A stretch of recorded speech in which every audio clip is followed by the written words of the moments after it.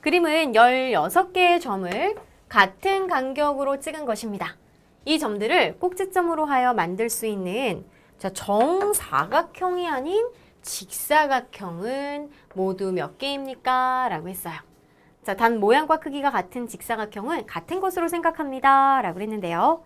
우리 친구들 정사각형, 네 변의 길이가 같고 내각이 모두 직각인 사각형을 말하죠.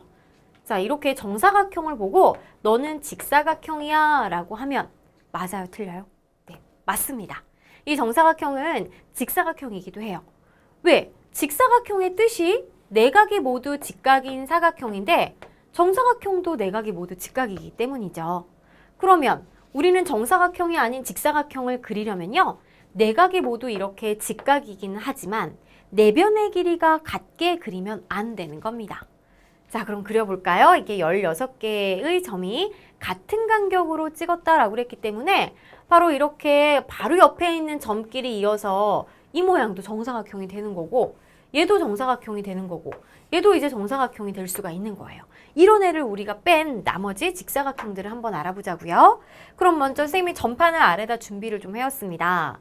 그러면 가장 위에 있는 점을 이제 가장 위에 왼쪽에 있는 점을 꼭지점으로 하는 직사각형을 그릴 때 일단은 이 한 칸짜리, 얘를 한 칸짜리를 한 변으로 했을 때는 여기도 한 칸이면 안 되죠. 정사각형이니까 이러한 모양으로 그려줄 수가 있겠네요. 그쵸? 아니면 좀 더 길게 이러한 모양의 직사각형도 그려줄 수가 있어요.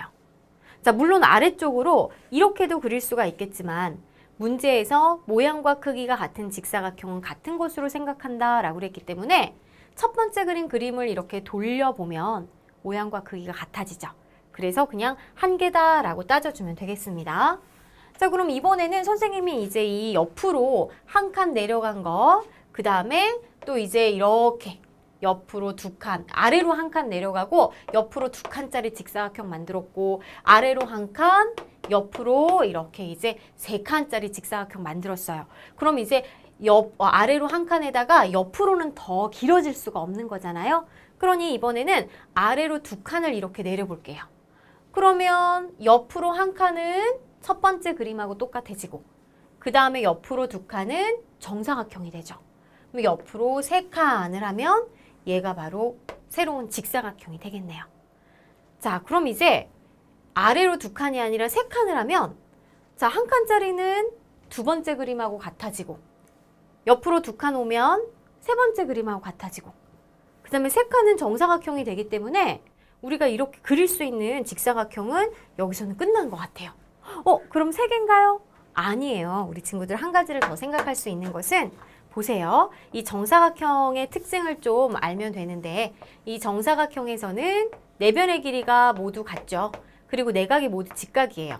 그래서 한 꼭지점에서부터 이 마주보는 꼭지점에 선분을 그으면 모양과 크기가 똑같은 삼각형 두 개로 나눠지는데 이때 그럼 이 각이 어때요? 이 각과 이 각은 90도를 딱 반으로 나눈 거기 때문에 45도, 여기도 45도가 된답니다. 그럼 같은 크기의 정사각형이 아래 이렇게 있을 때 같은 방법으로 여기서부터 여기까지 이렇게 선분을 그어준다면 얘도 여기도 45도가 되고 여기도 45도가 되는 거잖아요.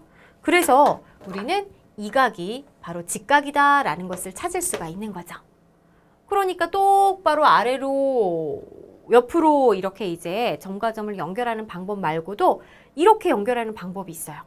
그럼 어떻게 연결할까? 바로 이 점을 기준으로 해서 이렇게 연결을 하고 그 다음 이렇게 연결을 했을 때는 바로 직사각형이 또 나오는 거죠.